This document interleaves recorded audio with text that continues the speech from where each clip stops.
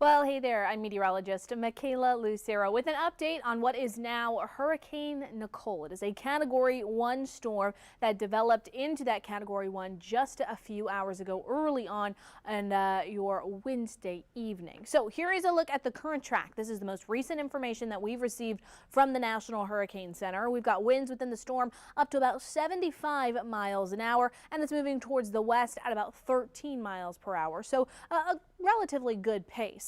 Here is what we look like when we get a little closer of a look at the first coast. We are expecting to see impacts from the storm system. Well, we're already starting to see some, but some more of those major impacts coming through as we get into the day on Thursday. A look at our tropical alerts. Now, the good news is that hurricane warning was dropped, so now we are under that tropical storm warning for all the counties that you see there in orange, and a tropical storm watch for the counties that you see there in yellow. We also have this storm surge warning for all those beaches you see in that pink color there.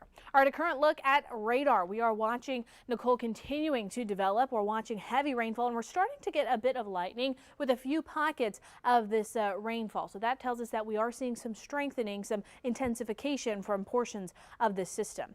There's the eye wall that we were hoping to see develop, and there it is. We talked about the eye wall as kind of like the walls of a chimney. When we don't have that eye wall, we don't have the right things we need to see the storm grow up and grow tall and bubble out. Once we get that eye wall put together, we have all four walls of the chimney. We're able to see that storm grow vertically. So here's what we're working with at the moment. When we put a little bit more of a track on the storm system, a few areas that we'll start to see some impacts across the first coast. Flagler County at about 2 a.m. That's when you'll start to get some of the heaviest rainfall from the storm system into Ponte Vedra closer to about 5 a.m. So early on Thursday morning for portions of the first coast. A zoomed in look at our area. A few of those outer bands are starting to spill into our area. We are seeing some pockets of moderate rainfall and very gusty winds. This is not a time to be out on the roadways. Right now we are dealing with blowing rain, so it's going to be very difficult to see, and you will definitely be using those windshield wipers. Not only will you be dealing with the rain and the wet roadways, but also very gusty winds. Those are also out there as well, so you'll be sawing on the steering wheel. Again, if you don't have to be out on the roadways tonight, or really even into tomorrow, that's going to be your best plan of action there. Winds are only going to continue to pick up heading into tomorrow, and rain will only get heavier heading into tomorrow as well. Speaking of those winds, here's what they look like. This is a look at our sustained winds. So winds that stay this speed for about 2 minutes.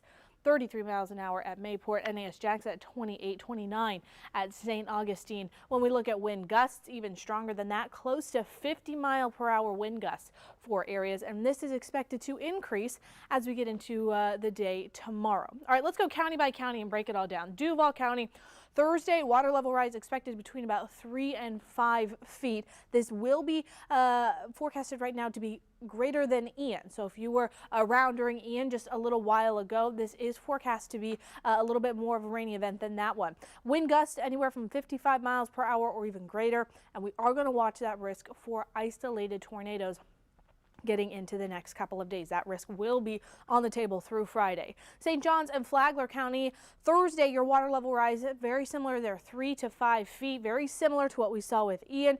Wind gusts, we're going to see gustier winds for our southern counties because you are closer to the eye of the storm. You're going to get some of those gustier winds. So winds for your area could be anywhere between about 65 miles per hour to even greater than that. So it is going to be very breezy, especially for Flagler County. So if you can right now, make sure you're taking the proper precautions. If you've got things outside, maybe you still have some Halloween decorations left up, pull them down, bring them inside, because the winds are only going to get breezier as we move into the next couple of days. Clay and Putnam, water levels near Ian, rain, we could see accumulations between about 5 to 8 inches there. And then late Thursday, we're going to be keeping a close eye on the Black Creek. All right, Glen, Camden, and Nassau, Thursday and Friday, that water level rise between about 3 and 5 feet, and this is expected to be higher than Ian with that isolated tornado threat there as well.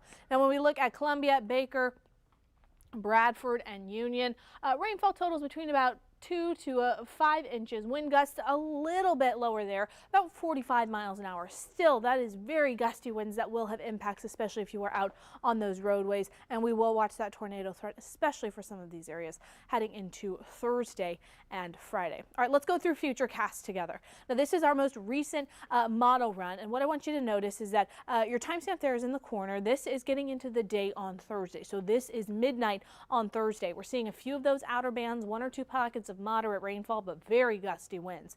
By about 3 a.m., we're watching 1 or 2 areas of very heavy rainfall starting to spill into some of our far southwestern counties, and those gusty winds spilling into Flagler County. That is only going to increase as we move into the early morning hours of your Thursday. We'll see far more widespread heavy rainfall, widespread gusty, potentially damaging winds coming from this storm system, and that is early on Thursday. So you might be asleep when some of this is coming through, so make sure you've got a way to get that weather information. I'll have a few more details on that in just a little bit. Getting into, well, this is about 11 a.m. on Thursday morning.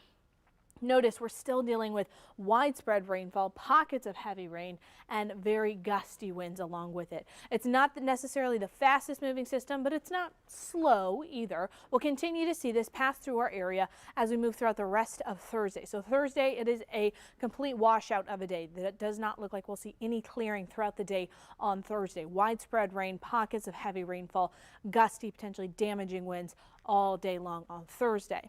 Getting into Thursday night, Friday morning, we'll get a few brief breaks in the rain, and the winds will, for some areas, start to lighten up, but we will continue to watch the threat for tornadic activity getting into the day on Friday. Those last outer bands start to pass through our area, getting into the late morning Friday, early afternoon, and we will start to see some clearing of those skies late in the day on Friday. So here's what you can do right now. Make sure you have a way to get your weather information. This is so important. Of course, I recommend downloading our First Coast News app. When you download it from the App Store, make sure you allow location and notification services, and here's why. When you do that, location services will send you notifications just for your area, so you don't have to get notifications for places that you don't live in. So that's why we ask for that information, so that we can get you the exact right info about your weather where you live. And notifications, if you do have severe weather, will send you an alert to let you know. On top of that, make sure that your cell phone is loud enough that you can hear those notifications come through. Since a lot of this will be overnight, many of us will probably be asleep, and especially if you're a heavy sleeper, make sure that cell phone is loud enough that if we send you an alert that you need to take action upon, that your cell phone is loud enough that you'll wake up for that alert and you'll be able to get the information there. Also, have a plan. Know where you're going to go. Know your zone. We always tell you about that. But also, if you have a tornado warning in your area, do you know where you're going to go? Where is that spot for your home? Is that your basement? That might be for you. This could be a windowless interior room. That could be a closet. That could be a bathroom. Make sure you know where you're going to go, and talk with your kids if you can about where they need to go. Make sure that they know the plan. They know where to go in the house. They know what to do. Make sure you've got things like bike helmets and pillows to keep yourself safe if you need to grab those. Just have those in your tornado safe spot already so that you are prepared for when this significant weather comes throughout the rest of the night tonight, throughout the day on Thursday, and into the pre-dawn hours of Friday as well. So have your plan and have a way to get that weather information. And again, if you don't have a cell phone, or maybe you don't want to download any sort of an app, you can also get a weather radio and get information that way as well. And of course, we're going to continue to keep you updated on air, online, and on our social media platforms throughout the remainder of Hurricane Nicole as it continues to develop just off the coast of Florida. We'll have updates throughout the night tonight. Myself and Chief Meteorologist Tim Deegan will be here tonight. We'll have Robert Spetta in tomorrow morning to give you more details there. Our crews are all out in the field, and we'll have details on air tonight at about 11 o'clock. We'll be on for about an hour, so we will have a longer newscast there to give you some more information. But for now, we will close this one out.